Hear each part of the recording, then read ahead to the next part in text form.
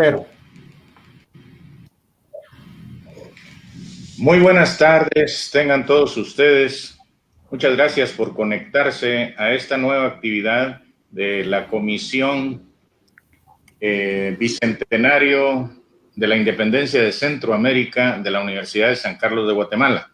En nombre de la USAC, de la Dirección General de Docencia, de la Comisión Bicentenario y de los programas transdisciplinares del Instituto de Investigaciones de la Escuela de Historia de la USAC, sean bienvenidos a este conversatorio final del ciclo Independencia y Hegemonía. Esta vez vamos a estar conversando sobre violencia epistémica, los proyectos educativos y la nación guatemalteca con las maestras Josefina Contreras Conde y Ana Lucía Ramazzini, tal como lo habíamos anunciado el jueves pasado. Como saben, estas actividades son parte de conmemoración crítica, que no celebración, sino la conmemoración crítica que la Universidad de San Carlos, por medio de su Comisión Bicentenario, realiza sobre este hecho histórico, ¿no? En el entendido de que la conmemoración consiste en el análisis científico, académico, explicativo de las causas, desarrollos y consecuencias del hecho histórico, asediado desde diferentes perspectivas y puntos de vista según las especialidades de los académicos a este foro. Hoy terminamos los 4 foros de hegemonía e independencia. Estas actividades seguirán todo el año hasta el 15 de septiembre del 2021, cuando estaremos culminando con una serie de microvideos acerca de edificios emblemáticos acerca de la independencia y con la publicación de no sabemos aún cuántos volúmenes sobre precisamente el bicentenario de este hecho histórico. Así que bienvenidos, yo permanezco aquí, pero por el momento la palabra a Mauricio, quien junto con Jaime Chicas, como es costumbre en esta serie, van a conducir el conversatorio con nuestras invitadas, a quien ellos presentarán debidamente. Así que, Mauricio, por favor. Muchas gracias, doctor Mario Roberto Morales. Es un gusto estar con ustedes. Para quienes nos sintonizan en el canal de Facebook Live y en el canal de YouTube, muchísimas gracias. Bienvenidas y bienvenidos.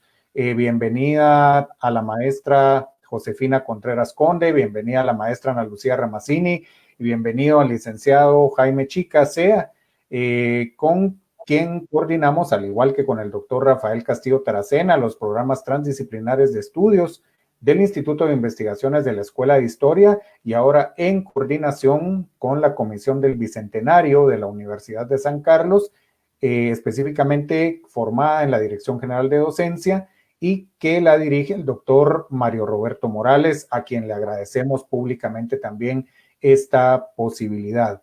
Así que, pues sin más, voy a presentar a las dos conferencistas de hoy, la maestra María Josefina Contreras Conde, quien es profesora y licenciada en Historia por la Universidad de San Carlos de Guatemala y licenciada en Educación y Aprendizaje por la Universidad Rafael Andívar. Tiene estudios de posgrado sobre aprendizaje cognitivo en Madrid, España. También sobre metodología de la enseñanza de formación en adultos, andragogía, por la Universidad de las Islas Baleares en España, y el título de formación de tutores de nivelación especializados en línea por la Universidad Internacional de La Rioja, también en España. Ha tenido una amplia participación en estudios internacionales de educación para el siglo XXI por la Facultad de la Universidad Alberto Hurtado en Chile, una experiencia docente y de investigación educativa de 22 años en la iniciativa privada y en la educación pública. Actualmente es coordinadora del área de Historia en la Escuela de Historia de la Universidad de San Carlos de Guatemala, docente titular de algunos cursos como Metodologías Innovadoras de la Enseñanza de la Historia, Pedagogía de la Enseñanza Superior, y docente del curso de Historia de Guatemala y Centroamérica del Profesorado de Enseñanza Media en Historia. y es miembro activa de la Red Chilena de Investigación y Enseñanza de las Ciencias Sociales. Bienvenida, Josefina, muchísimas gracias por aceptar estar acá. Y también quiero presentar a la maestra Ana Lucía Ramazzini Morales, quien es educadora y licenciada en Sociología con maestría de Investigación en Política y Sociedad por la Universidad de San Carlos de Guatemala. Su tesis fue aprobada con mención honorífica. Tiene un diplomado en estudios de género feministas por Fungua CEICH UNAM. Experiencia docente de más de 2 décadas a lo largo del sistema educativo y en espacios de educación no formal. Posee estudios sobre mujeres y estudios en desarrollo de políticas de género en Italia y Corea del Sur. Integrante de la Asociación de Mujeres para Estudios Feministas, AMEF, es profesora investigadora del Programa de Estudios de Género y Feminismos de Flaxo, Guatemala. Tiene el pensum cerrado en el doctorado en Ciencias Sociales, en donde somos compañeros con Ana Lucía, de la Universidad de San Carlos de Guatemala. Forma parte del grupo de trabajo de Claxo, Cuerpos, Territorios y Feminismos. Ha desarrollado investigaciones sobre la construcción del conocimiento y los saberes sexistas y androcéntricos, la refuncionalización del patriarcado capitalista, neoliberal racista y sus expresiones curriculares. También en pedagogía y teoría feminista, academia universitaria y feminismo, y sobre temas relacionados con masculinidades hegemónicas y violencias contra niñas, adolescentes y mujeres, particularmente la sexual y la epistémica. Así que agradecemos muchísimo que ustedes estén hoy acá con nosotros en este espacio. Y entonces la primera parte va a ser la disertación de la maestra Josefina Contreras y la segunda parte será de la maestra Ana Lucía Ramazzini. Entonces, bienvenidas y bienvenidos, y comenzaría yo preguntándote, Josefina, ¿cómo piensas o propones que se puede ir abarcando el estudio de los proyectos educativos en el siglo XIX, es decir, desde una visión histórica que en la educación nos construye ese sentido de Estado-nación? Adelante.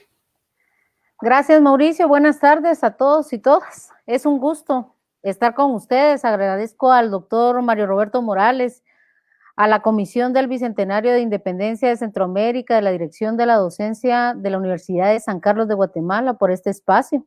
También te agradezco la invitación a mi colega y amigo, a Mauricio, a Jaime.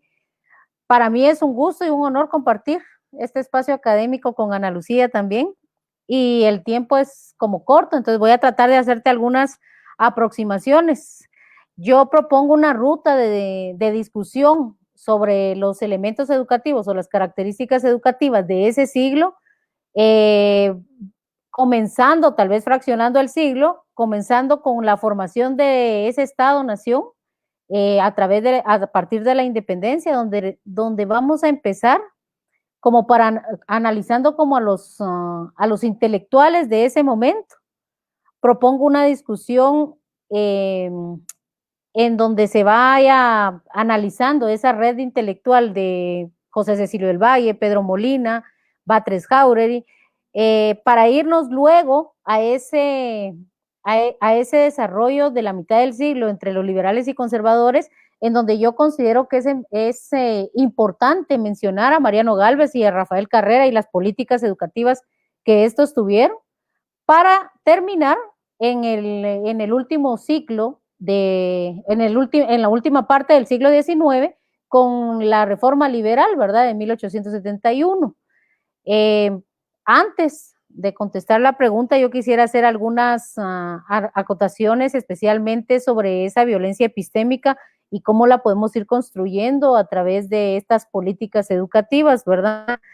Para mí, hablar de esta violencia epistémica en los proyectos educativos de nación es referirse a un pensamiento decolonial, donde la educación está condicionada a elementos históricos, culturales, éticos e ideológicos, siendo la educación el pilar fundamental que responde a ese desarrollo hegemónico occidental, con esa lógica del mundo europeo, la forma de distribuir los beneficios sociales y culturales del conocimiento por los mismos sujetos que la producen y los que la reproducen, con el fin de legitimar, ¿verdad?, el uso social del mismo. Yo considero, ¿verdad?, que en esta parte la violencia epistémica tiene que tener el control, ¿verdad?, en sí es tener el control del saber y del poder que van desarrollando en esos imaginarios de esa realidad concreta, lleno de un eurocentrismo, discriminación, violencia y autoritarismo. En este siglo creo que en esa línea vamos a ir haciendo las anotaciones pertinentes de ese desarrollo en políticas educativas. Voy a tomar, ¿verdad?, del antropólogo colombiano Arturo Escobar una referencia cuando que hace en su libro Más allá del tercer mundo, ¿verdad? Él habla de una violencia simbólica de carácter cultural que se presenta de una forma sutil para legitimar la violencia estructural.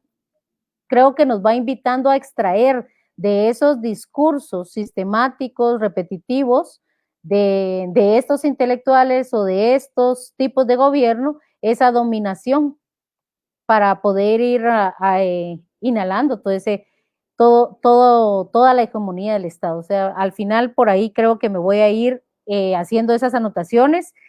Y para comenzar, diría yo, podría explicar la parte del proyecto histórico de la educación, especialmente cuando se da el proceso de independencia.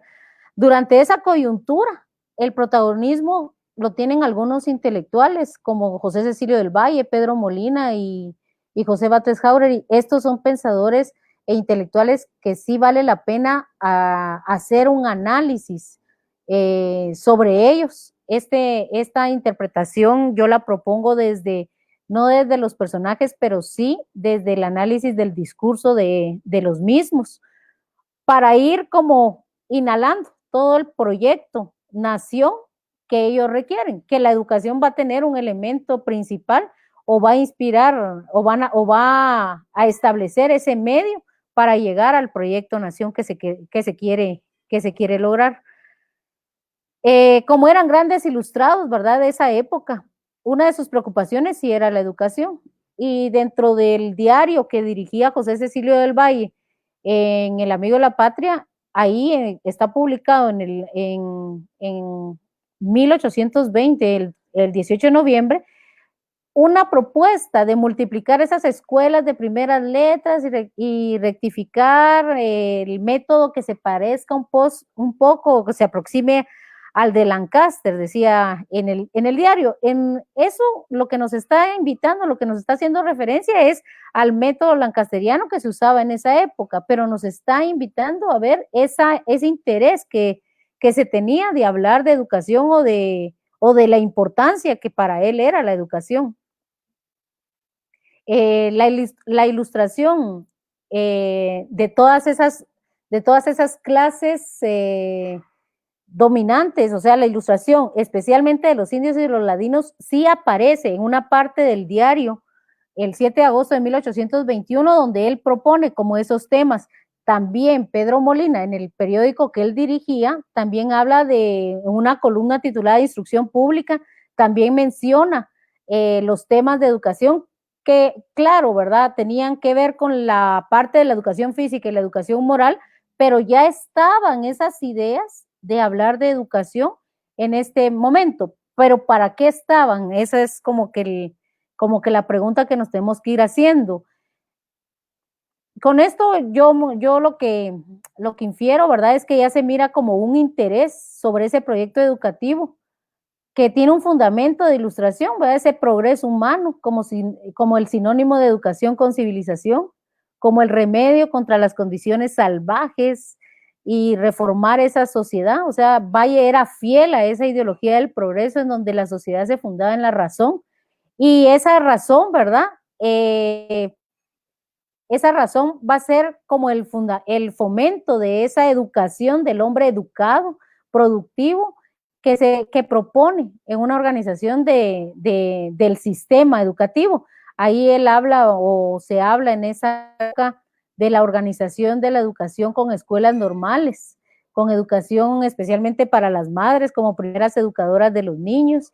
Y este pretexto presenta un plan de formación de escuelas elementales y una organización de enseñanza a la promoción de las ciencias, con las llamadas aulas científicas y creación de una academia de educación. En realidad, esta perspectiva de Valle sobre la educación es ilustrada, basada en las ideologías del progreso, sustentadas en las ideas de carácter perfectible y de la naturaleza racional. Por lo tanto, desde esa óptica, la educación es un recurso para diversos propósitos de mejoras económicas, para reformar esa sociedad y desarrollar y difundir esas ciencias que van a legitimar esa nación que se está formando. Teresa Giralbert indica, ¿verdad?, en sus estudios, que las ideas intelectuales con esos discursos coherentes, articulados, estructurales, son esenciales para ese proyecto nación que se está desarrollando, por lo que la educación está orientada directamente a esa formación de ciudadanos, en donde la dimensión institucional, o sea, la parte de la institución se coloca antes de la cultura. Esto al final va frenando esa diversidad que se vive en esa época y tenían plena confianza, o sea, en el poder de la educación en cuanto a instruir, crear ese espíritu público, modernizar mentalidades y formar costumbres, pero estaban frenadas en algún momento por esas prácticas sociales. Yo ahí analizando un poquito todo este proceso, ahí es donde también comienza esa categoría o ese concepto de inclusión por fusión, cuando hacen esa cohesión cultural, esa imagen de nación civilizada por medio de la educación. O sea, esas son las ideas que van dando. Para mí, sin duda alguna, ¿verdad? Valle, Molina y Jáuregui representan un pensamiento criollo. Esos proyectos de etapas de progreso de nación cívica y civilizada, desarrollándose a través de la educación, en donde se impregnaban las ideas raciales con pretensión científica, comenzando con el diseño de un plan de nación a partir de elementos cívicos y de ordenación territorial, de una unidad económica, una lengua y una cultura en común. En realidad vemos esta formación de Estado-Nación de forma excluyente, tal como lo indica Severo Martínez, ¿verdad? La patria del criollo. Ahí podría empezar yo con la primera pregunta. No sé si tienes otra o quieres que continúe. Ahí yo propongo llevar a la mitad del siglo, debido por los cambios políticos, económicos que se estaban desarrollando, ir viendo o ir fraguando en ese momento histórico la importancia que tiene Mariano Gálvez y Rafael Carrera en escena de este siglo, ¿verdad? En cuanto a los proyectos políticos educativos. Mariano Gálvez, vemos ahí un sistema de educación laico con un método lancasteriano que según Rojas fue elaborado para que el maestro se apoyara en esos estudiantes destacados. Estos estudiantes destacados tendrían que ser como una especie de monitores, porque era la preparación previa que tenían para transmitir ese conocimiento. Esta metodología al final satisface esa necesidad económica que se estaba desarrollando en ese momento, porque no requiere primero inversión y a la vez está diseñado de tal forma que se puedan aprovechar esos recursos, en donde solo se necesitaría el salón, los materiales adecuados para la enseñanza y que los estudiantes aventajados se expusieran. Mariano Gálvez también dentro de sus políticas va marcando o va desarrollando políticas para establecer algunas becas. Unas becas famosas fueron las Guadalupe que se habían creado con anterioridad, pero era para eran costeadas por el Estado. Ahí vemos un elemento también de dominio del Estado para la parte de la educación y por qué va a dar todas esas políticas. Ahí lo que vemos es que estas becas eran para los departamentos, pero había una característica especial. Primero, que se condicionaban a que 5 de esas becas eran para niños indígenas. Se ordena también la creación de escuelas, ¿verdad? El Museo Nacional, hay escuelas para niñas en donde se enseña a leer y escribir, también a contar, pero habrían principios básicos de labores de la mujer de la época. Ahí ya vemos también esa parte de discriminación, ¿verdad? Con la mujer en algunos elementos educativos. En realidad, el doctor Mariano sabía que la educación era un factor decisivo en la transformación de los pueblos, por lo que mucho antes que llegara a la jefatura, expuso en sus conversaciones y en algunos escritos que la absoluta confianza de la educación como factor de cambio, o sea, él sí creía en ese factor de cambio que la educación podría dar, pero ese factor de cambio también estaba ligado a ese factor económico que se necesitaba desarrollar en esa época. Y las bases que él asenta para esa confianza que tiene la educación van a ser unos arreglos de instrucción pública que va a dar una serie de leyes y reglamentos que van a complementar esa base, ¿verdad? Que él tiene de la educación. Pero también otro elemento importante que creo que se debe mencionar es esa transformación de la Universidad de San Carlos en una academia de estudios, como para irla sacando de la atonía medieval y religiosa. Sin duda alguna, el doctor Gálvez hizo mucho en cuanto a la materia educativa. Si uno empieza a indagar, a investigar todos los estudios y los escritos que hay de esa época, pero quedaron en textos, en leyes, se vieron neutralizados por sistemas tradicionales del Estado, por los mismos procesos sociales, políticos que se daban en esa época. Pero hay que resaltar un elemento, que la imposición de ese idioma fue uno de los medios que se utilizó para homogeneizar, ¿verdad?, a la población, así como el mestizaje. Los objetivos liberales en realidad eran directamente de un logro, que buscaban un logro económico. Los efectos no fueron de todo positivo para este gobierno, para estas políticas que se plantearon, ¿verdad? Ya que se negaron identidades sociales, sentando las bases en un Estado moderno guatemalteco que pregonaba ideas basadas en un razonamiento científico. Esta matriz, habría que hacer una anotación ahí, que se construye bajo el sistema educativo moderno, en donde se esperaba que la escuela inculcara una serie de verdades y criterios de lo verdadero, lo falso, los criterios de valoración de la ética y la estética. O sea, al final, estas nuevas generaciones, la escuela era obligada a trasladar a estas nuevas generaciones y convertirlas en ciudadanos dotados de una identidad nacional, que era el patriotismo, y también era parte de darles esas habilidades cognitivas como leer, escribir y contar. Sin duda también una formación que habilitara y se interesara por el trabajo que se requería en ese momento. La primaria obligatoria, por un lado, que se planteó en este gobierno, ¿verdad?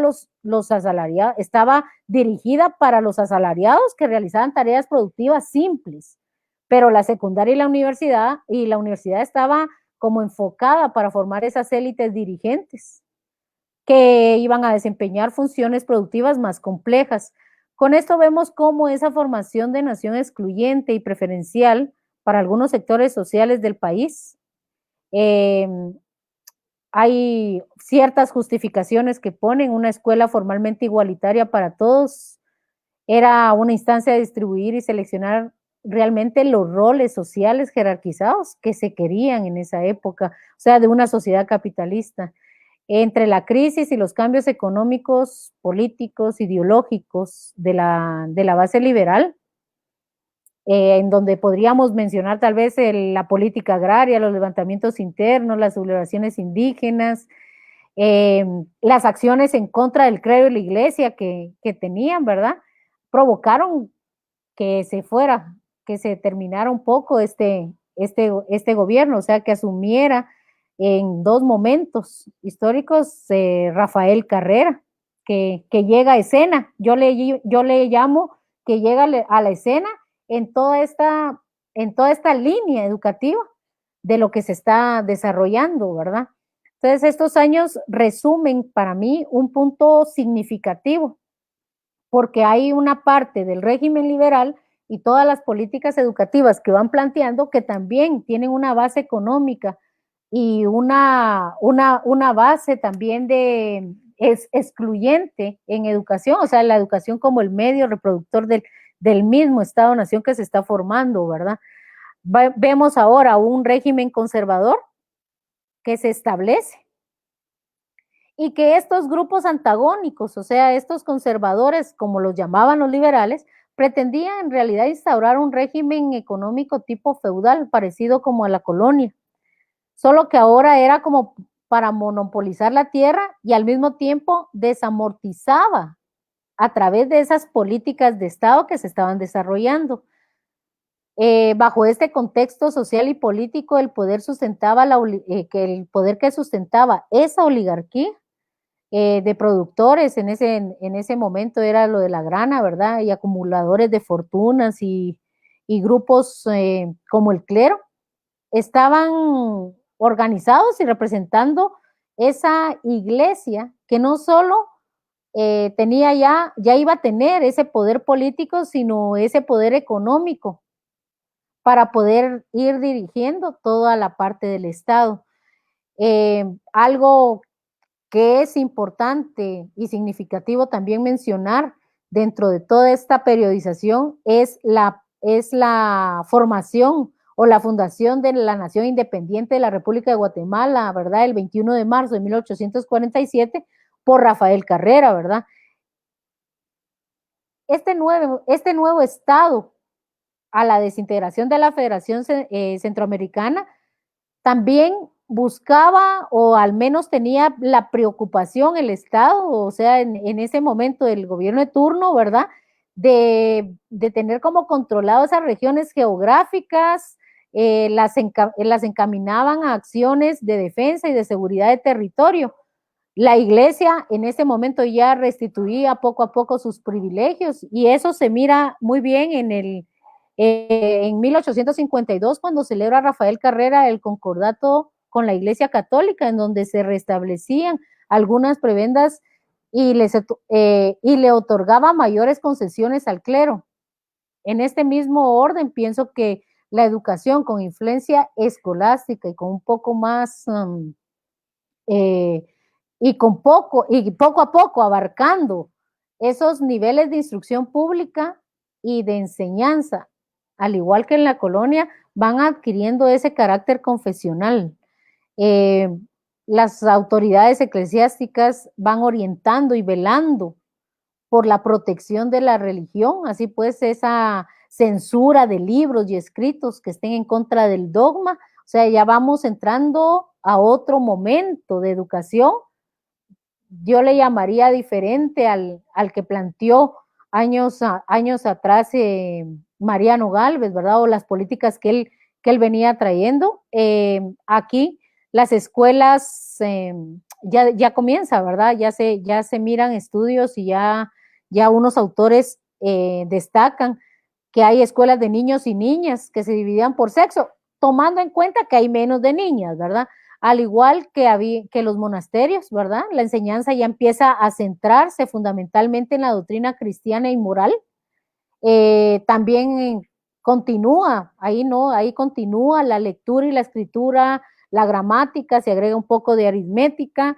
En las niñas también se les enseñaba, además de la parte cognitiva, ¿verdad? O de las habilidades que había que desarrollarles, también comenzaba a enseñarles oficios propios de su sexo, decía, ¿verdad? Que era la parte de coser, bordar, una economía doméstica, ¿verdad? Que es parte de ese momento. Según, o sea, el establecimiento también, algo importante es el establecimiento de la ley de Pavón. En una sección de esta ley aparece, esta sección es titulada Los deberes religiosos. Esta lo que indica son los aprendizajes de la doctrina religiosa como fundamento de toda la buena y sólida enseñanza. Estos primeros años, los niños se les enseñaba el respeto, el amor, la obediencia, la servidumbre hacia sus padres, hacia los mayores, hacia los sacerdotes, a los funcionarios y a las autoridades. Si ustedes se dan cuenta, esa relación jerárquica de una sola vía coloca en la cúspide esa máxima autoridad. Se reproducía en cada escuela ese orden prevaleciente, ¿verdad?, del nivel familiar y el nivel social.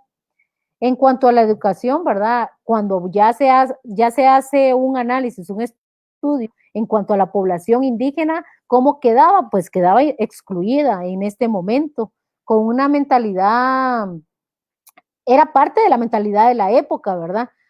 La educación era un sinónimo de civilización, así que se contemplaba, ¿verdad? Civilizar y transformar las costumbres indígenas, debían establecerse escuelas que limitaran la enseñanza de la doctrina cristiana y el idioma castellano, o realmente que guardaran esos usos y costumbres de los pueblos indígenas. En este momento, la producción no necesitaba, o sea, económicamente, la producción no necesitaba que sus agricultores tuvieran una instrucción mínima, de ahí que la educación no llegara a ellos. Es como esa justificación del por qué ellos ponen o presentan no llegar. En este momento, por ejemplo, la educación conservadora era necesaria para mantener, o sea, si lo vemos así, era necesaria para mantener y reproducir esas ideas que justificaban las acciones que el pueblo debía de realizar. Es guiados, lógicamente, por esa autoridad civil y religiosa que lograr sobre una sólida base moral y cristiana de paz, tranquilidad y armonía, esos grandes fines, o sea, esa modernidad y esa civilización a la que ellos se referían. No sé, Mauricio, si ahí con eso estoy o tienes algunas otras preguntas.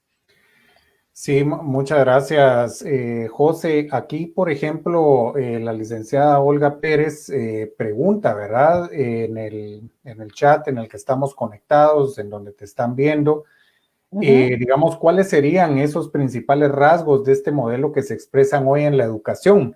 Y sobre todo, digamos, en ese concepto que se tiene sobre la nación, o sea, que prevalece, ¿verdad? Hasta hoy de todo esto que muy bien nos has mostrado, ¿verdad? Que nos has explicado históricamente que sigue siendo importante para el poder dominante o para la hegemonía en el Estado-Nación, ¿verdad? Bueno,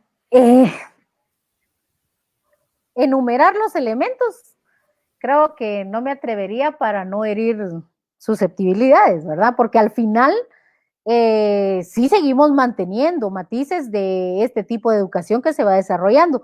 Si nos acercamos más a finales del siglo XIX o poner una periodización en la llegada a reforma liberal, en ese momento lo que vamos a ver es una educación ya, o sea, con ese triunfo liberal, una educación que ya va siendo un sistema. Y al hacer un sistema y hacer una estructura, ahí ya se podría considerar como difícil de quitar en la actualidad. Yo te voy a hacer algunas comparaciones, pero sí quería hacer la anotación histórica en donde que al crear este sistema, los liberales, este proyecto educativo lo tenían como diseñado, y ya en 1871 como que va agarrando más forma. Incluso se hablan de congresos pedagógicos a finales del siglo, en 1898, en donde ya se comienzan a ver las ideas de qué se tenía que enseñar, cómo se tenía que enseñar y por qué la parte biológica era importante para esa creación de esos estados que se estaban desarrollando, la parte económica, la parte de la matemática y la parte de la escritura y de la literatura. Si nosotros vemos en este sentido, en este orden de ideas, cuando comienza esta reforma liberal, ¿verdad? Cuando se da todo este proceso, este proyecto ambicioso estaba relacionado con la realidad económica crítica del país. O sea, había una burguesía emergente que requería cambios de educación y un control del proceso educativo. esos procesos o esos cambios educativos que buscaban era como una reorganización pública a todos los niveles, un carácter secular, gratuito, obligatorio, que también van a tener como sus elementos importantes para analizar o justificar el porqué gratuito y obligatorio, así como una pretensión de una libertad de cátedra, la incorporación de la ciencia como instrucción, las sociedades científicas y culturales.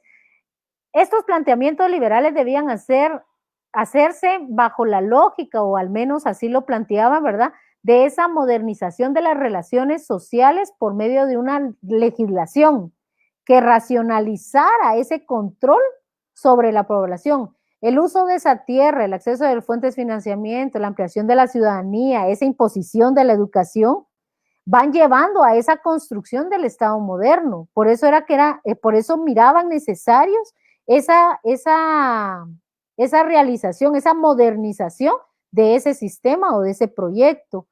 Fue un programa, o sea, fue un programa ideológico definido en ideas y en acciones positivistas, porque aquí vemos cuando comenzamos la independencia con muchas ideas de ilustración, muchos intelectuales, la parte de lo erudito, ¿verdad? En ese momento va gestando, van cambiando económicamente todos los procesos, todos los gobiernos, toda esa forma de ver el Estado y ver la nación, pero aquí ya vamos viendo que hay una corriente filosófica que ya va influyendo, que es el positivismo. Aquí hay estudios, incluso Artemis Torres en su libro también lo marca, que es hasta 1870 cuando ya se comienza a ver esas ideas y acciones positivistas en que buscan transmitir los conocimientos útiles y verdaderos que dieran lugar a la generación de progreso, ¿verdad? En la parte espiritual y moral.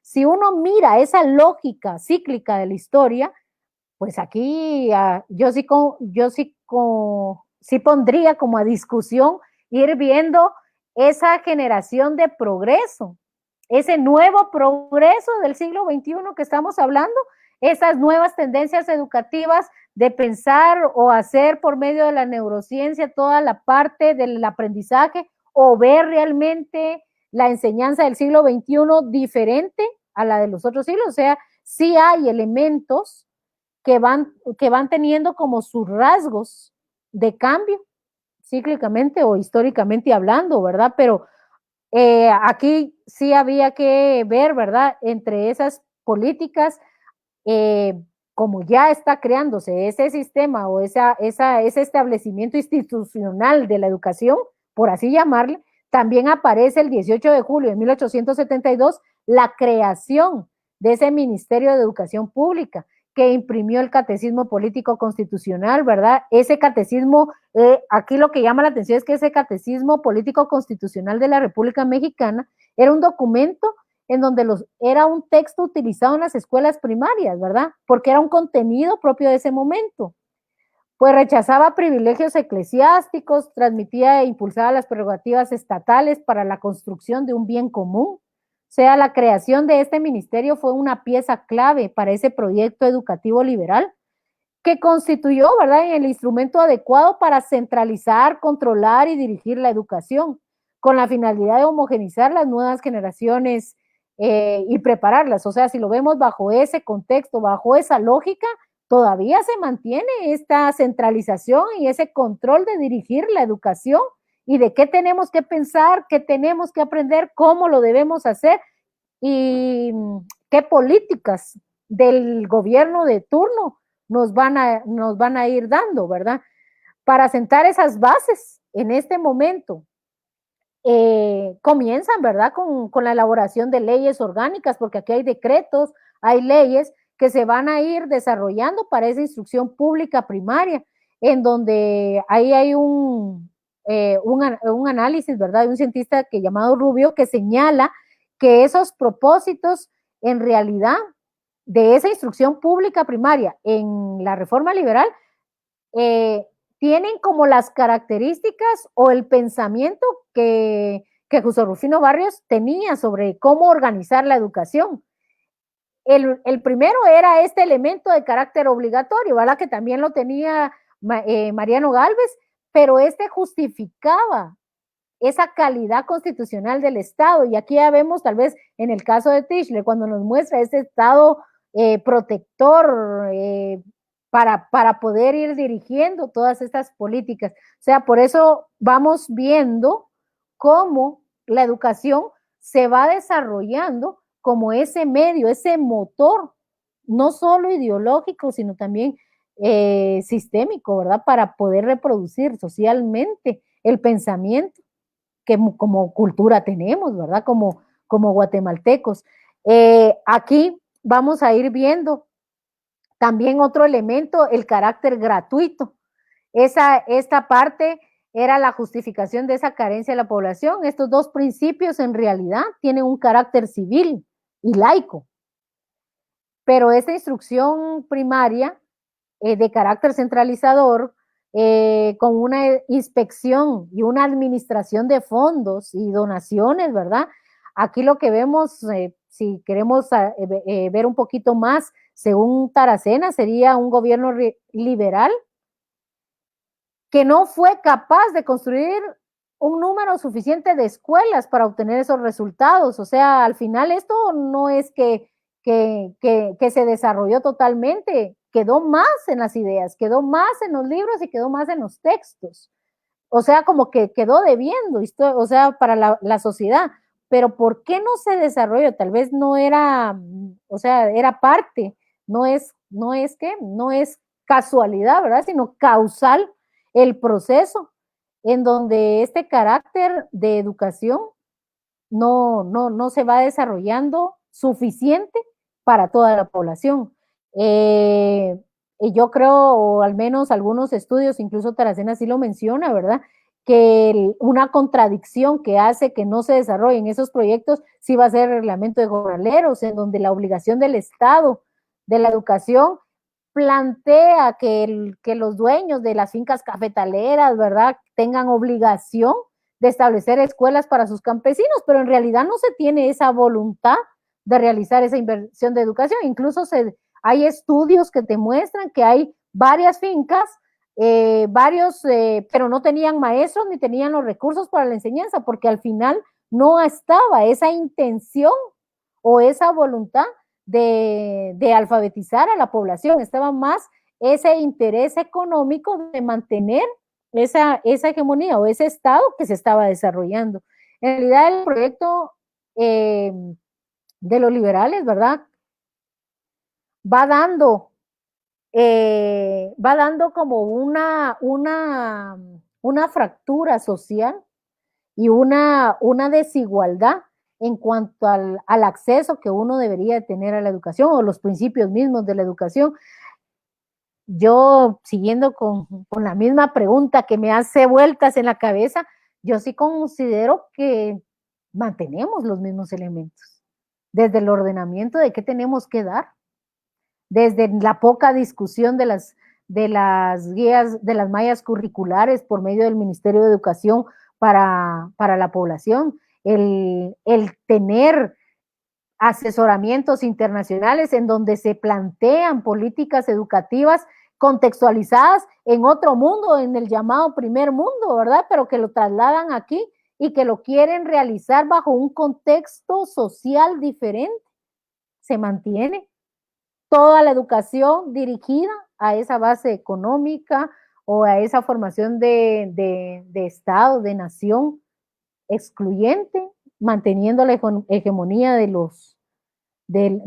grupo élite. O sea, considero que por ahí vamos todavía. No sé, Mauricio, si con eso está, o hay alguna otra pregunta.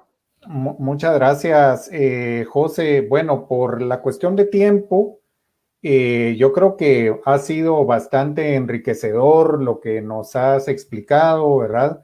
Como historiadora, como pedagoga, como historiadora de la educación, definitivamente esta construcción del Estado-nación excluyente, y que hay un debate, ¿no? Si estamos hablando realmente de una nación o estamos hablando de un proyecto que responde a un estado de familias oligarcas, ¿no? Y si a esto le podemos llamar nación, eso va a ser un debate más largo, pero refiriéndonos al tema general de la construcción del Estado-Nación a través de la educación, históricamente nos lo has explicado muy bien. Y aquí, pues sí, hay más preguntas, pero yo propongo que pasemos en este momento a la maestra Ana Lucía Ramazzini, agradeciéndote enormemente el estar acá, ¿verdad? Por favor, no te desconectes, porque para el final, pues vamos a ver si podemos todavía tener algunas preguntas de las personas que nos escuchan, que nos están viendo y que son bastante los comentarios.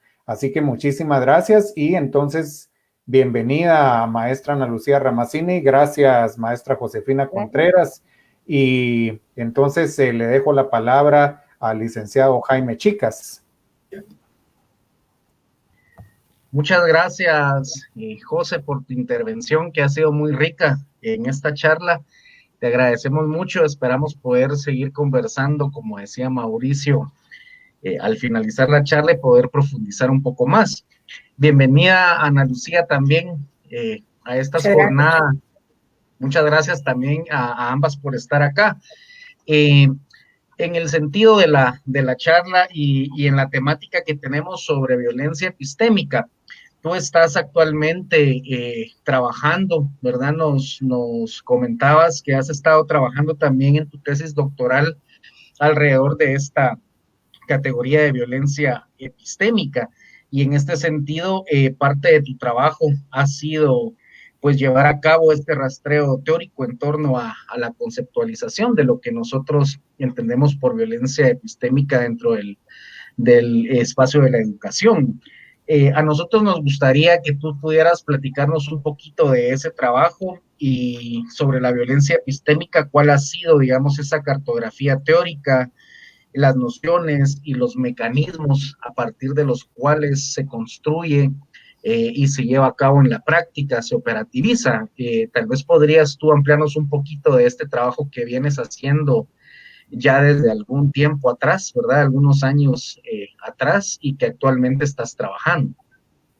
Muchísimas gracias, Jaime. Primero, pues, sumarme a los agradecimientos a la Dirección General de Docencia, a la Comisión Bicentenario de la Independencia de Centroamérica de la USAC, a ustedes, los programas transdisciplinares de estudios del Instituto de Investigaciones de la Escuela de Historia, a Josefina también, que es un privilegio compartir con ella el día de hoy, a quienes nos acompañan.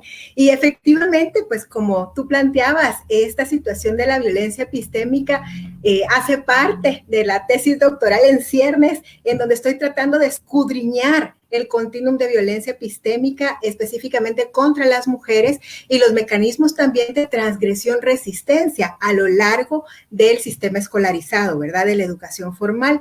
Y bueno, desde hace ya también algunos años ha estado como una constelación de preguntas que para mí han sido claves, porque tienen que ver justamente con lo que estamos entendiendo por epistemología, ¿verdad?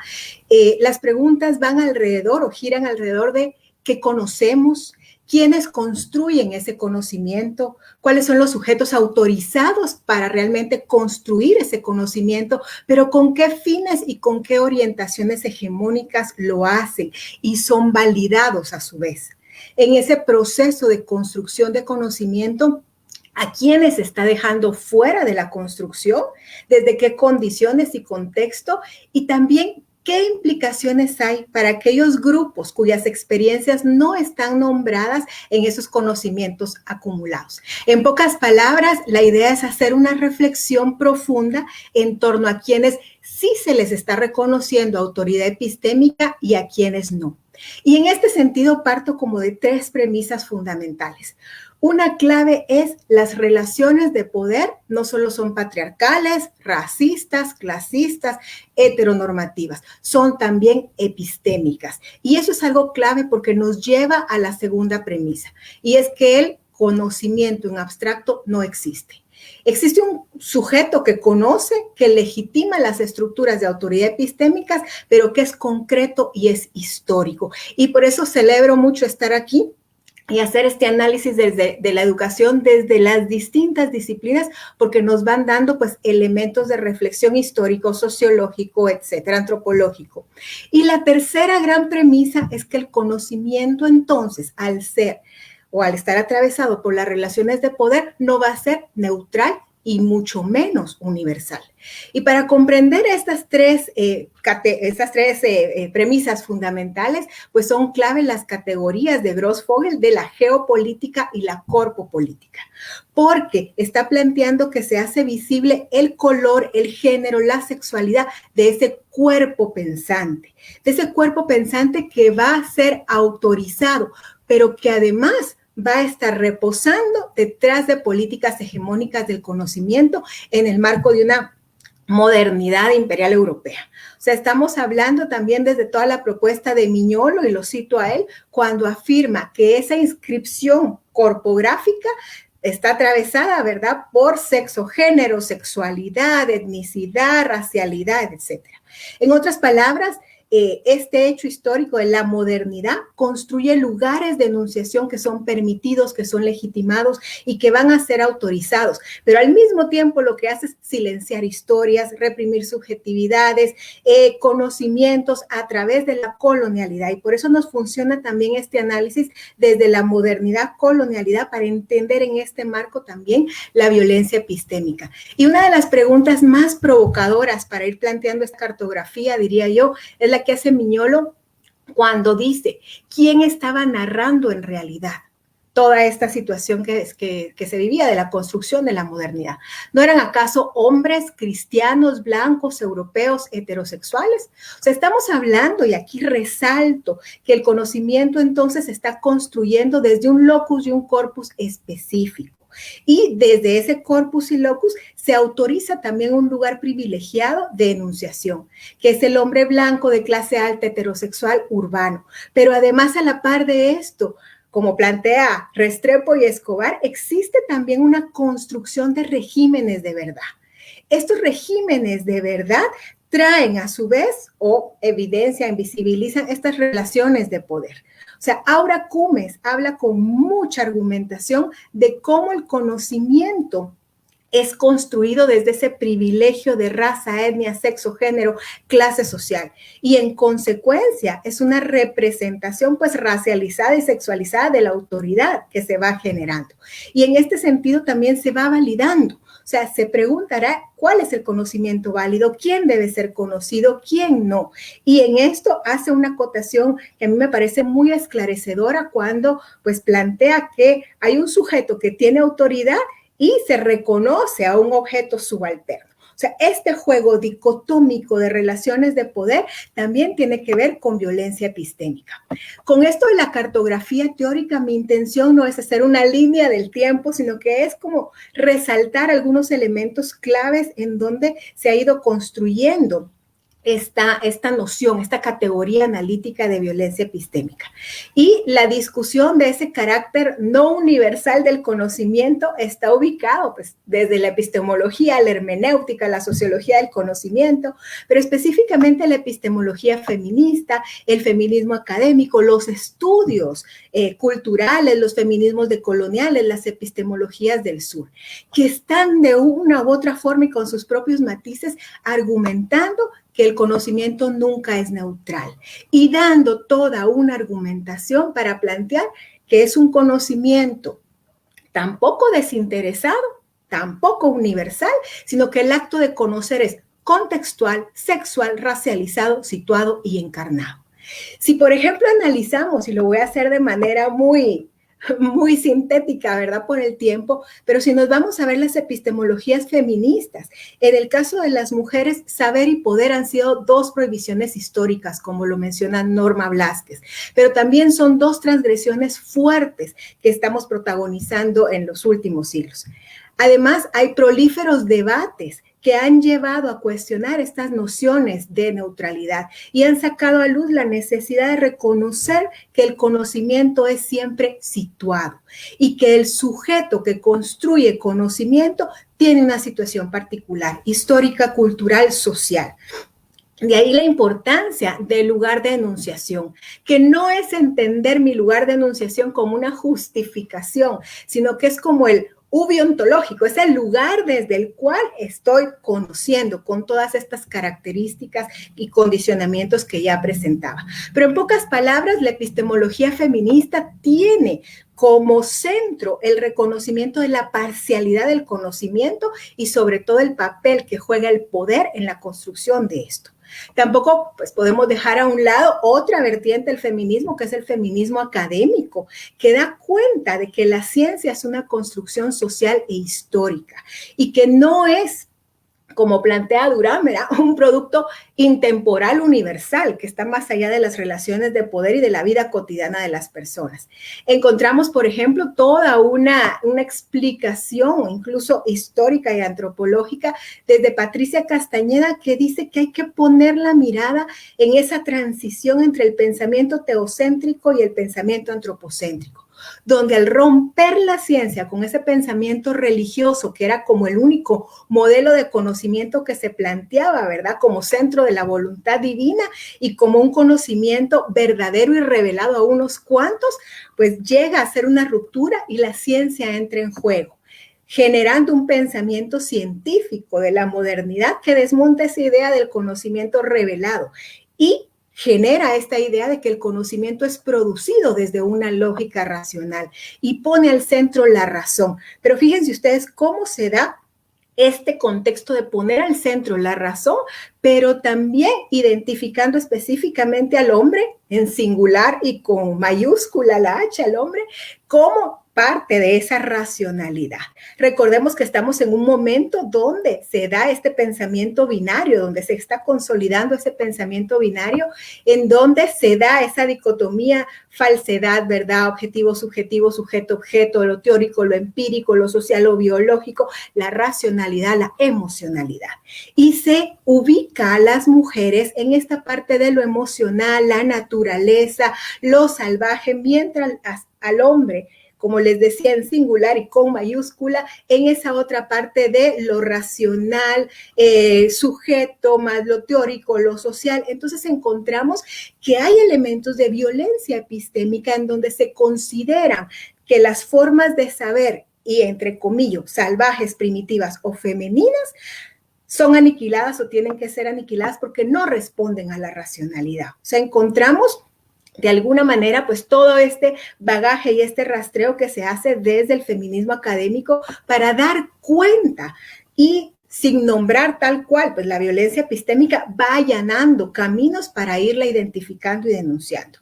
En esta cartografía muy simple tampoco podemos dejar fuera autores como Michel Foucault, por ejemplo, que hace toda la articulación entre saber y poder, pero además da todos los elementos para poder analizar esta construcción de regímenes de verdad del conocimiento y los efectos que esa verdad tiene en esas dinámicas de poder que se van dando. Y bueno, los estudios subalternos son claves aquí para entender la violencia epistémica. Y yo quisiera destacar entre estos, pues el trabajo también de Spivak, marxista feminista y como ella misma se define de constructora, que es una pensadora que abre las posibilidades para entender el proyecto de la modernidad como el ejercicio de violencia epistémica. Y de ahí, pues, su texto, pueden los subalternos hablar, que tiene toda una explicación y una claridad para comprender, pues, el posicionamiento también desde ahí. Pero algo clave en Spivak es que reconoce entre los subalternos la condición de la mujer y del sujeto colonial. O sea, aquí es necesario visibilizar todo lo que ella plantea desde ahí y cómo llega a sintetizar en otro de sus trabajos en el estudio de la subalternidad de Construyendo la Historiografía, en donde dice, la mujer es el sintagma olvidado en la semiosis de la subalternidad de la insurrección. Y eso nos da muchos elementos para analizar, como ella misma plantea, que la mujer o la situación de marginalidad y de subalternidad no puede dejarse a un lado, sino que tiene que ser tratado como un asunto pues estructural. Pero en todo este proceso también vamos a ver de todo el grupo Modernidad, Colonialidad, ¿verdad? Estudios, el grupo latinoamericano de estudios subalternos, en donde encontramos muchos elementos para ir construyendo esta categoría de violencia epistémica. Y entre todos encontramos también toda la propuesta de Catherine Walsh, de María Lugones, junto con Grossfogel, Miñolo, Eduardo Langer, pues Arturo Escobar, etcétera, etcétera. Pero algo aquí clave en el caso de Miñolo es cómo resalta que en este proceso de dominación se ejerce violencia epistémica mediante también generar expulsados epistémicos. Y eso, digamos, es otro elemento que habría que poner al centro de la discusión para ir comprendiendo toda esta ecología, esta cartografía de la violencia epistémica. Pero además existe otra vertiente, digamos, que habla de que la violencia epistémica históricamente no solo se ha manifestado mediante la expulsión, sino que también mediante el despojo de conocimientos. O sea, encontramos aquí que los actos de conquista, de ocupación colonial, no solo tuvieron que ver con la apropiación de los territorios, con el despojo de territorios, sino que tienen que ver también con el despojo de conocimientos. Y eso es fundamental. Otra de las vertientes en esta cartografía son los feminismos descoloniales, que lo que hacen es comprender con mucha claridad esa co-constitución, ¿verdad?, de los sistemas de opresión, de las opresiones de clases raciales y de género, para poder comprender ese cuerpo autorizado o no como pensante. Y bueno, las epistemologías del sur son también fundamentales, de aquí toda la propuesta de Boaventura de Sousa Santos, donde habla de que la comprensión del mundo va a ser mucho más amplia que la comprensión occidental del mundo que nos han hecho creer y sobre la cual también se ha ido construyendo la hegemonía. Vamos a encontrar entonces toda esta cartografía, como les planteaba, muy de manera sintética, pero que nos ayuda a entender cómo se va generando la violencia epistémica como una categoría analítica y que además existe, Jaime, todo un ecosistema, digamos, en donde hay diferentes categorías que se van articulando. Una, justamente la central que nos convoca el día de hoy, es violencia epistémica, pero también está el epistemicidio, ¿verdad?, que también se usa desde las epistemologías del sur y que se plantea que sobre el epistemicidio masivo fue que se construyó la modernidad occidental. También está el racismo epistémico, que diría yo que es otra de las categorías dentro de este ecosistema. La violencia epistémica y científica, que por ejemplo Zulma Palermo la define como una forma silenciosa de genocidio intelectual y de los cuerpos que opera por el pensamiento único.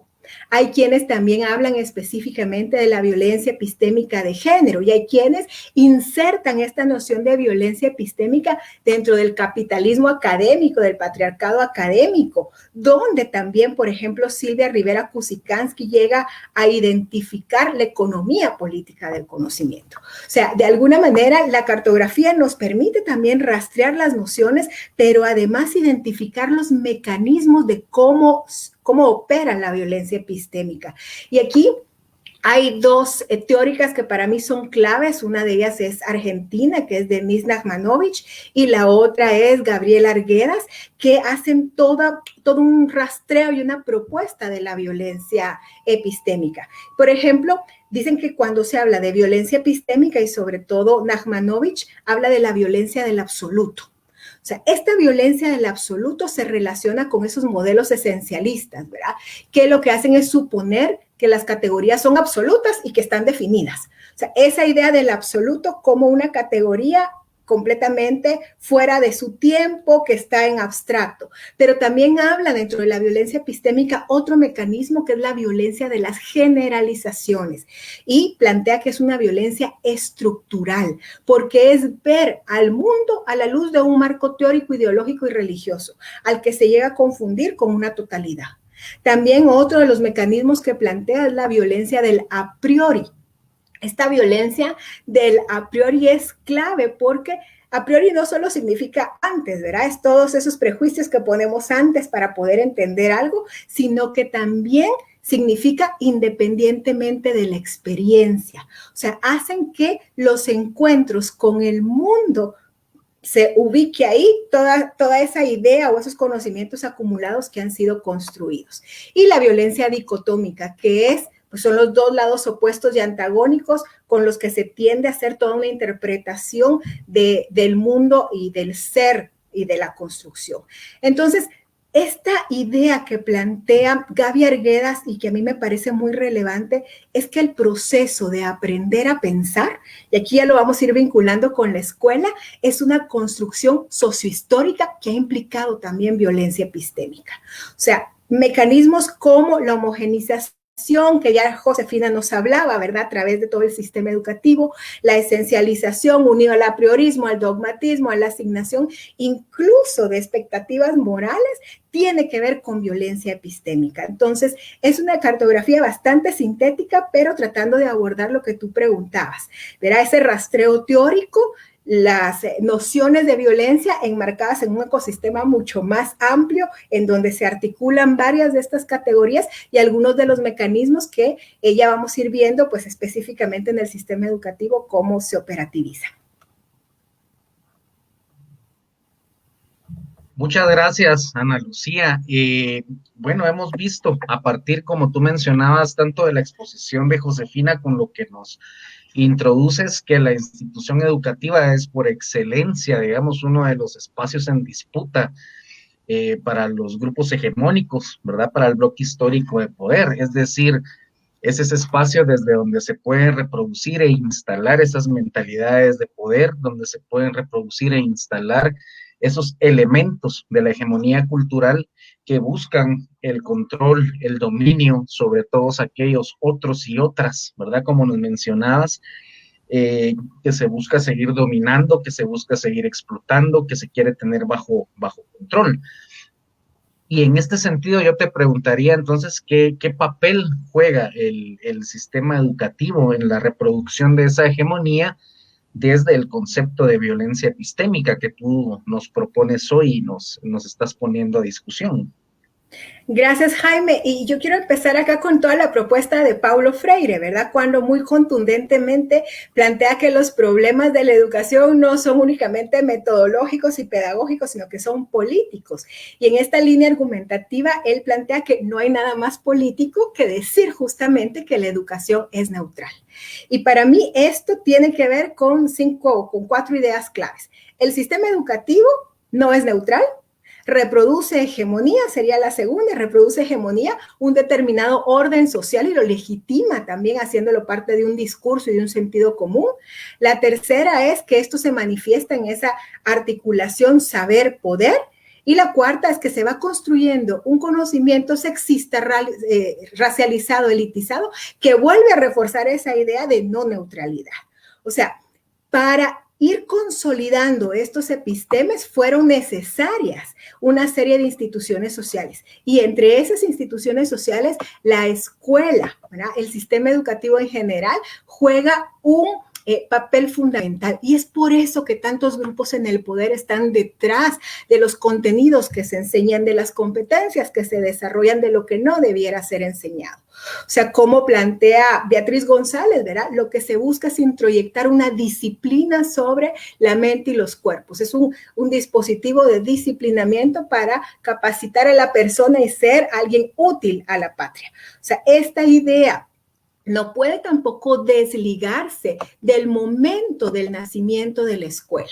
Y el momento nodal, digamos, del nacimiento de la escuela es en el marco del imperialismo, formando parte de ese proyecto civilizador. O sea, está pues co-constitutivo de esa noción de proyecto civilizador, la escuela y la organización también como sistema educativo.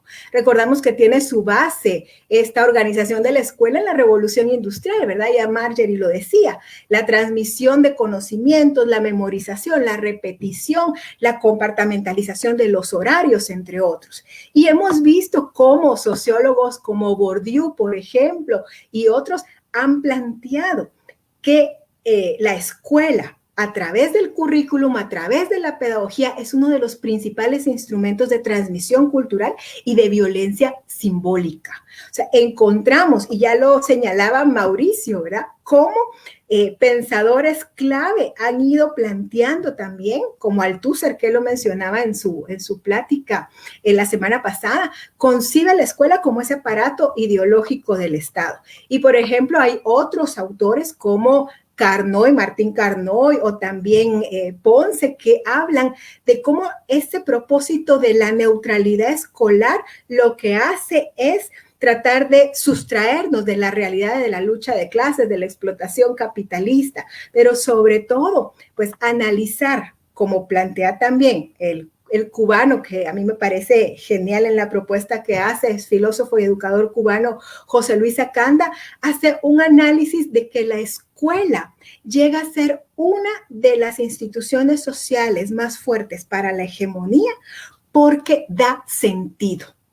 Y fíjense qué fuerte esto, es una institución dadora de sentido. Y en esa fuerza de dar sentido, la escuela indica los valores que se deben compartir, y ya Josefina hacía todo el rastreo de estos valores patrios, las aspiraciones que son permitibles, las fobias que son imprescindibles, de Acanda, pero además es clave al dar sentido porque enseña a pensar de cierta manera, plantea visiones y aspiraciones e incluso asigna expectativas. O sea, la escuela es fundamental en todo esto, pero además no podemos dejar a un lado cómo desde el feminismo también se va generando todo un análisis en clave feminista para comprender que la educación es de las instituciones más potentes para reproducir relaciones de poder hegemónicas, marcadas por el sexo, la sexualidad, el género y también por condiciones raciales y de clase. Y aquí las diferentes vertientes o corrientes del feminismo han sido claves. Por ejemplo, el feminismo ilustrado con toda su lucha para que las mujeres accediéramos a la educación en un marco donde el padre de la pedagogía hizo incluso una división entre la forma de educar a Emilio y la forma de educar a Sofía. O el feminismo radical, que dice que hay que entender el sistema patriarcal como parte también de las estructuras educativas. O el feminismo socialista, que habla de esa reproducción de las relaciones de poder clasistas y de género. Los feminismos negros, antirracistas, decoloniales. En ese viaje analítico, y por el tiempo voy a acortar bastante, pero ese viaje analítico que nos proponía Rafael Taracena también en su charla, vamos a ver momentos clave, y ya los mencionaba Josefina. Por ejemplo, cómo en Guatemala la primera escuela para niños eran los hijos de los españoles, ¿verdad? 1530 y pico estamos hablando, pero que la mayoría de la población femenina menor de edad no tuvo acceso a la educación regulada, y menos las niñas indígenas, o si tuvieron una educación, era una educación no necesariamente para más allá de ser o de encargarse de las tareas domésticas, las preparaban para ser contratadas en casas de las señoras de clase alta, o todo eso que Josefina también planteaba en la época liberal de la diferencia entre la clase para las clases, la escuela, los contenidos para niñas y para niños. O sea, vamos encontrando toda esta idea de los sistemas nacionales, de la construcción de los estados-nación, que tú también, Jaime, planteabas en tu primera plática, que se van concretando en la currícula que se va manejando pues en los sistemas educativos. Y vamos viendo, conforme nos vamos acercando más a este siglo, elementos clave. Por ejemplo, celebramos los 100 años de Olimpia Altuve, la primera mujer graduada universitaria de la San Carlos, 1919, en una época en que no era considerada ciudadana la mujer, y por lo tanto a ella se le negó la investidura de la toga y no se le permitió ejercer su profesión de farmacéutica. O sea, encontramos ahí cómo el derecho a la educación está íntimamente ligado también con el ejercicio ciudadano. O vemos más adelante, en los años 90, cómo la noción o más bien toda la práctica neoliberal, coopta también la educación y la llega a mercantilizar, y cómo los contenidos educativos incluso son puestos para favorecer la productividad, y se genera incluso una clase que se llama así, productividad y desarrollo, y se da de manera significativa, verá, la cooptación de procedimientos de gestión educativa que van respondiendo a esta idea neoliberal. Ahí está toda la propuesta también de la categoría de Mario Roberto Morales del intelicidio, que se enmarca muy bien en estos procesos educativos de corte pues neoliberal. O en cuanto a las mujeres, esos programas como Niña Educada, Madre del Desarrollo, que son una refuncionalización de lo que Josefina ya nos platicaba en la época liberal, de que no era enseñar a las mujeres la educación por sí misma, sino que para que fueran madres de los ciudadanos. O sea, esta idea de no enseñarles a las mujeres más allá del rol para el que son asignadas, y generalmente ese rol tiene que ver con reproducir la idea de la maternidad, ¿verdad? Ser madre del ciudadano, ser la madre del desarrollo. Pero bueno, vamos a ir dejando esta parte, porque lo que me interesa también es que vayamos viendo cómo la noción de violencia epistémica también tiene que ver con un campo en disputa. O sea, si estamos hablando de violencia, también tiene que ver con transgresión y resistencia, pero tal vez en aras del tiempo lo dejamos, no sé si hay todavía tiempo para una próxima pregunta, tú dirás. Sí, no, claro que sí, Ana Lucía, muchas gracias. Y eso precisamente es a lo que yo quería referirme en este momento. Es decir, hablábamos anteriormente al desarrollo de tu pregunta, que la educación es ese campo en disputa. Y el hecho educativo en Guatemala, como ustedes nos han venido planteando, es en sí también una acción, una política que busca ese dominio, que busca la instalación de un pensamiento hegemónico que busca instalar en el colectivo, digamos, de los otros y otras de estos grupos que no han sido parte de la construcción de la nación, la justificación, la internalización, la reproducción de este pensar, de este pensamiento hegemónico y del bloque dominante. Sin embargo, el acto educativo es también en cierta forma, al hablar de un campo en disputa, y porque el poder no es total, es también un proceso dialéctico, ¿verdad? Y en este sentido, ahorita tú nos mencionabas al final, genera también, por lo tanto, un sujeto que resiste, ¿verdad? Un sujeto que se enfrenta y que resiste y que trata de no solo de resistir a esta imposición, sino también de proponer, en ese campo en disputa, de construir otras formas de educación, otras formas de hacer visibles también esos otros saberes, ¿verdad? Esas otras experiencias de vida, esas otras formas de organización y estructura. Y en este sentido, yo te preguntaría cuáles son, desde tu punto de vista, o han sido esos mecanismos de resistencia o de transgresión a este continuum de violencia epistémica en el campo de la educación formal. Gracias, Jaime. Y es que yo creo que es clave comprender justamente lo que tú planteabas. Si hablamos de violencia, no podemos dejar a un lado que ha existido pues, la resistencia también, ¿verdad? El hecho de estar analizando, por ejemplo, de manera crítica el Bicentenario es parte de ir cincelando ese muro tan fuerte de la dominación y de la hegemonía. Y creo que algo clave en todo esto es que ya desde hace varios años se ha generado una sospecha a lo interno, en el seno mismo del sistema escolar. Y creo que a eso abre muchas puertas para ir generando también resistencias y transgresiones al mismo tiempo. Por ejemplo, en esa línea histórica, que trataba de hacer con algunos ejemplos de la violencia epistémica en diferentes proyectos educativos. Por ejemplo, uno que se trató de instaurar en los 90 desde la esposa de Álvaro Arzú, Patricia de Arzú, el proyecto Libres y Triunfadores, que se trató de implementar y de institucionalizar en todas las escuelas del país. Un proyecto impulsado desde el gobierno, específicamente en los niveles educativos, pero que se basaba en la obediencia. Y fíjense que tenía varios elementos. Un elemento era pues el respeto a los padres y lo basaban en una cita bíblica. El respeto a todas las autoridades, el respeto a la mujer como vaso frágil y todo, como les digo, basado en citas bíblicas. El respeto a los ancianos, el dominio propio, ¿verdad? Y en la presentación del programa hablaba de que el PAN debía estar unos 12 años en el gobierno para que este proyecto se institucionalizara sin que venga otro gobierno a darle otra orientación. O sea, estamos hablando de que realmente el espacio educativo es un espacio que tienen los grupos de poder, el ojo puesto y las manos puestas y la mente puesta para pues ir viendo de qué manera lo van haciendo suyo, porque, como decía Kanda, es una institución dadora de sentido.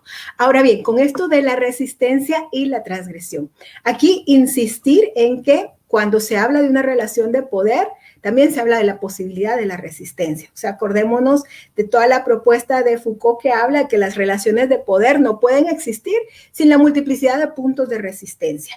Y aquí hay otras autoras también, como Xochitl Leiva, que dice que las insurrecciones de saberes están agrietando el patrón dominante de saber-poder.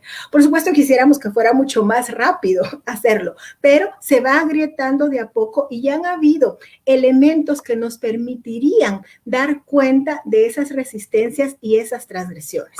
Por ejemplo, la disputa en el campo político, para situarnos, pues, tiene que estar vinculada también a la arena epistemológica. O sea, no podemos dejar a un lado que las luchas sociales tienen también de trasfondo, pues, luchas epistémicas. Y en este sentido de la lucha, existen también varias trincheras desde las cuales se han ido generando procesos de educación alternativos, incluso dentro del mismo sistema educativo, y que están ahí.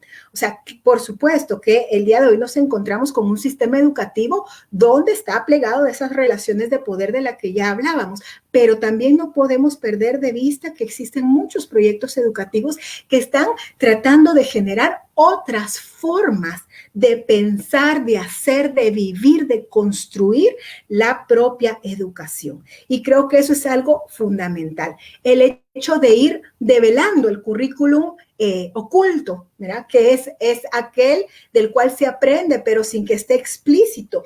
Eso ya es un gran paso que nos va a permitir ir identificando estas relaciones de poder. O sea, la necesidad de cuestionarnos estas relaciones de poder, de ubicarlas y de ver de qué manera se van construyendo o se van generando otras propuestas que tengan en su seno algo más como el diálogo de saberes, que conjugue también la necesidad de recuperar esos saberes y de entender también que un proceso pedagógico clave, y esto siempre lo resalto porque pues, a mí me parece muy importante, pero uno de los fines pedagógicos más fuertes en un sistema educativo crítico es desaprender.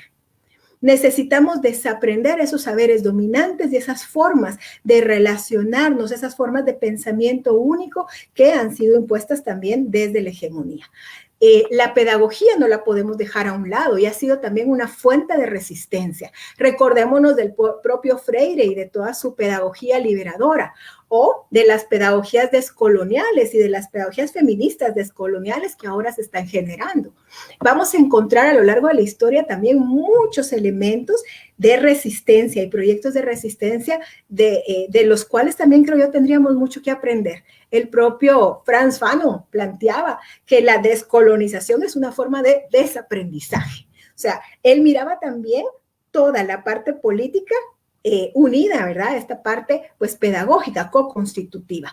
Y vamos a encontrar justamente que esas nuevas pedagogías son también pedagogías que tienen al fondo una propuesta epistémica otra. Necesitamos construir otras formas de hacerlo.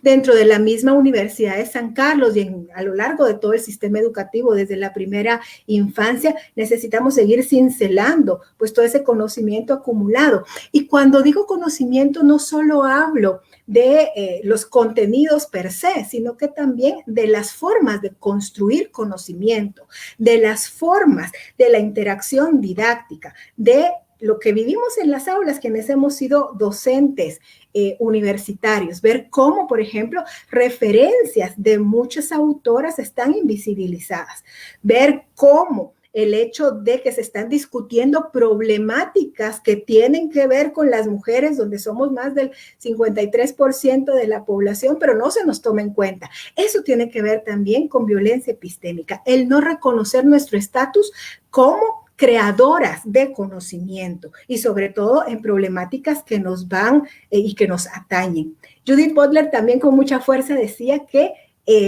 la escolaridad es un espacio urgente de intervenir para reconocer, autorizar y legitimar también otros pensamientos, otros conocimientos que nos permitan escuchar otras historias, que nos interrumpan esta acumulación de conocimientos que damos por sentado y que son los únicos en los que estamos inmersos. Muchas gracias, Ana Lucía. A mí me gustaría cerrar, si ustedes están de acuerdo, con una pregunta, tanto para Josefina como para Ana Lucía.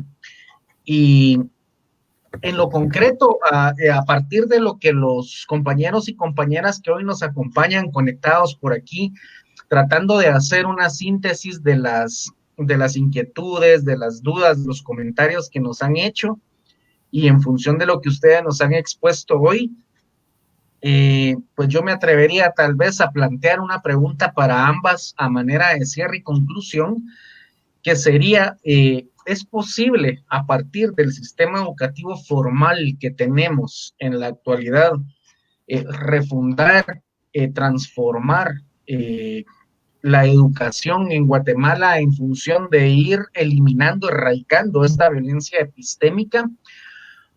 ¿O es necesaria realmente la construcción de una nueva forma estatal, la eliminación de lo que tenemos hoy en día y la refundación de algo nuevo? Es decir, una pregunta pues bastante amplia, yo lo sé, pero tratando de sistematizar un poquito por dónde van las intenciones. Las personas preguntan, bueno, ¿lo que tenemos es suficiente? O da de sí para poder transformar la educación en base a lo que nosotros hemos platicado en la tarde, o realmente habría que construir algo nuevo, ¿verdad? Otra propuesta totalmente diferente a lo que tenemos hoy en día. No sé si logro de alguna forma trasladar esas inquietudes, ¿verdad? Nos da lo que tenemos hoy como una institución para poderlo transformar, o hay que hacer algo nuevo. Gracias a ambos. No sé si quieres empezar tú, Josefina, y continuamos con Ana Lucía. Muy bien. Pues a mí me viene a la mente un elemento que está en la estructura de Guatemala, que es la parte del racismo. O sea, Pierre Bourdieu también dice que no existe un solo racismo. También hace una referencia de un racismo intelectual, que era esa incorporación del hábitus de las formas de interpretar el mundo, acostumbrados a mirar esa cultura dominante que sin duda es como un racismo de clase, ¿verdad? Pero que reproduce ese capital cultural. Yo considero que sí hay que desaprender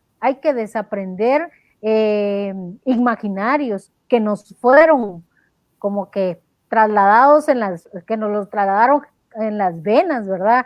Porque esa parte sí va a seguir reproduciendo ese capital cultural en donde va a ser excluyente, va a ser racista, y también cambiar esas dualidades que vamos desarrollando, ¿verdad? Así el colonizador, el colonizado, el antiguo, el moderno, el racional y irracional, el civilizado, el salvaje, el educado, el inculto. O sea, esas dualidades van como creando esas conciencias, esas identidades, no como grupo. Entendernos y comprendernos no desde la homogenización, sino desde la heterogenización, ¿verdad? O sea, vernos diferentes, aceptarnos. Creo que al final estos proyectos educativos o estas líneas educativas que marca el Estado o el gobierno en turno sí tienen una intencionalidad, pero como docente actual, como como cientista social, también tenemos esa obligación de crear esas conciencias, de desarrollar esas identidades desde un juicio crítico, claro. Yo considero que no puede violarse los principios básicos de la educación, de la pedagogía en sí, ¿verdad? Tenemos libertad y acceso al conocimiento todos, y así debería de ser, ¿verdad? No sé, Ana Lucía. Gracias, Josefina. Yo coincido, creo que no es suficiente con lo que decía Jaime, no es suficiente. Hay que seguir pues, en la resistencia desde los proyectos educativos también y pensando en estrategias que nos permitan ir avanzando en esto, en desmontar estas relaciones en el Estado, pero yo creo que al mismo tiempo es ver de qué manera vamos construyendo también otras alternativas, es decir, no quedarnos solo cincelando la resistencia o cincelando el muro en el Estado, sino también ver, por ejemplo, otras posibilidades educativas. La educación popular ha sido muy fuerte también en ir generando otras formas de pensarnos, otras formas de vernos, de ver, de trabajar y de construir el conocimiento. Entonces, ¿cómo hacer para entender, digamos, la educación también desde una visión bastante integral? Claro, el sistema educativo, hay momentos en los que decimos ya no da más, ¿verdad? Pero ver de qué manera seguimos cincelando, pero al mismo tiempo, diría yo, construyendo desde otros espacios educativos otras formas en donde la violencia epistémica sea desmontada y donde podamos ir construyendo pues otras alternativas antihegemónicas. Y yo sí insisto que creo que lo más fuerte es que la sospecha, la duda, el cuestionamiento está ya puesto clave dentro del propio sistema educativo y eso para mí es fundamental y es un paso grande, pero no es el único, ¿verdad? Entonces creo que ahí necesitamos ir construyendo alternativas también fuera de este sistema educativo y la educación popular nos ha dado también elementos para hacerlo.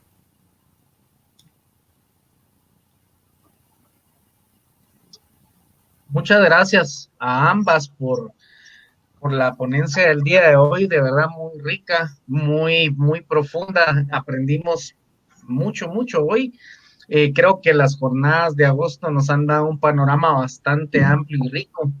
En esta conclusión que ustedes nos proponen, uniéndola un poco aquí nos comenta el profesor Pablo Rangel, dice: la lucha cultural para desmontar la hegemonía es clave para la transformación de la totalidad. Y esto me recuerda a mí una frase que el profesor Hugo Semmelman decía: no hay que analizar nunca el capitalismo como un fenómeno económico, ¿verdad? No hay que reducirlo, sino como un fenómeno cultural. Yo creo que hoy se demuestra con el tema de la educación y el tema de la violencia epistémica en la educación, en esta conmemoración de los 200 años y el papel que ha tenido la educación como un campo para instalar, para reproducir e internalizar, ¿verdad?, la cultura hegemónica a partir de esta institución tan importante para la reproducción del poder. Entonces creo que la cultura es un campo muy importante, como ustedes decían, no solo quedarse en la resistencia, sino también en la construcción de propuestas que pasen al plano de la realidad, ¿verdad?, en políticas concretas que puedan desarrollarse. Les agradezco de verdad bastante. Gracias a todos quienes se conectaron y nos han acompañado en todas las jornadas de agosto.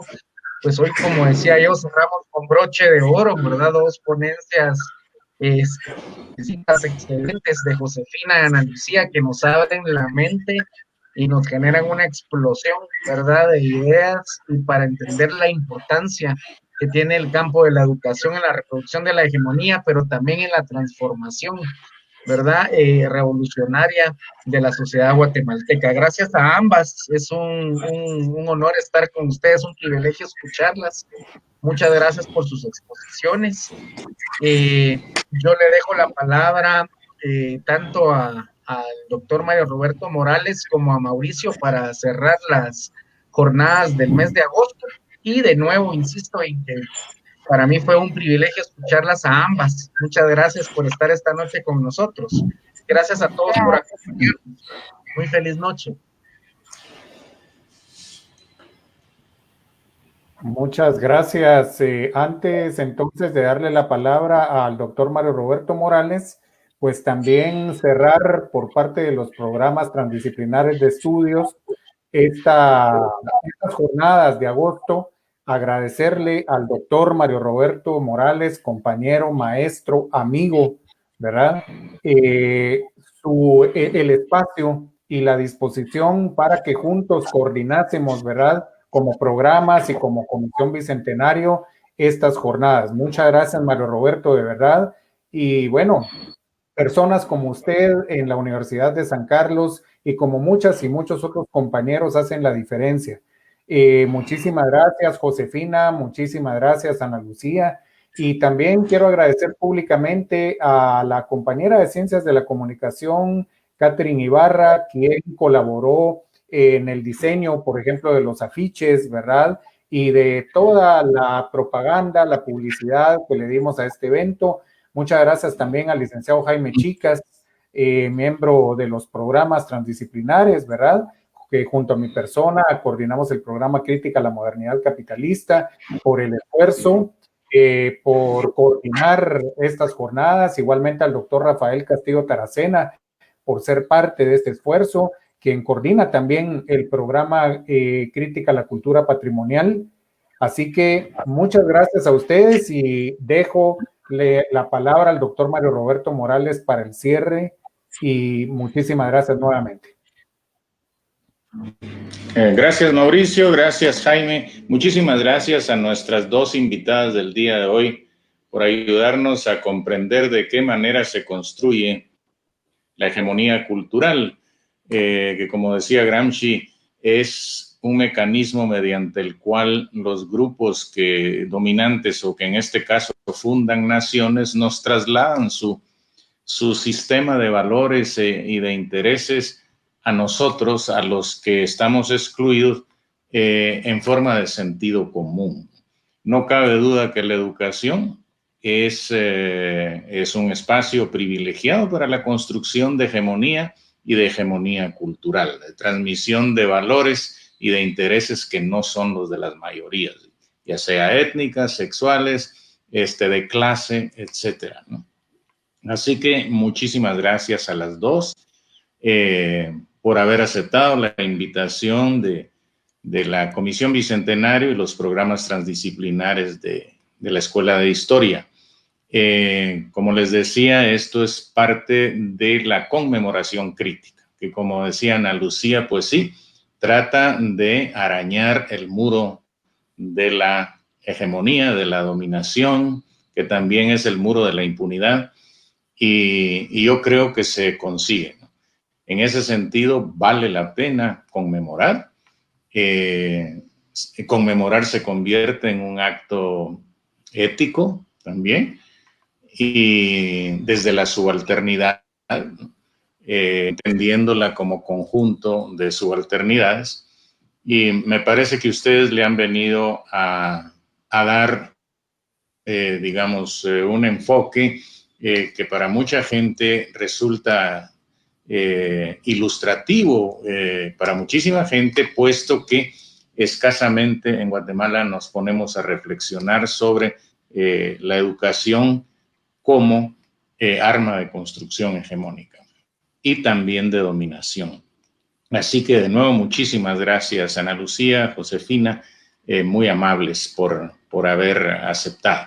Y a todos los que se conectaron, los invitamos para el próximo jueves a las 7 de la noche, cuando estaremos reanudando estas charlas en el mes de septiembre con historiadores centroamericanos en un ciclo de conversatorios que se llama La Independencia, miradas desde Centroamérica, con un historiador de cada uno de nuestros países. Así que muchísimas gracias y muy buenas noches. Hasta pronto.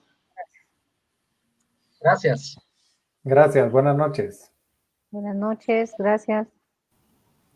Muchas gracias.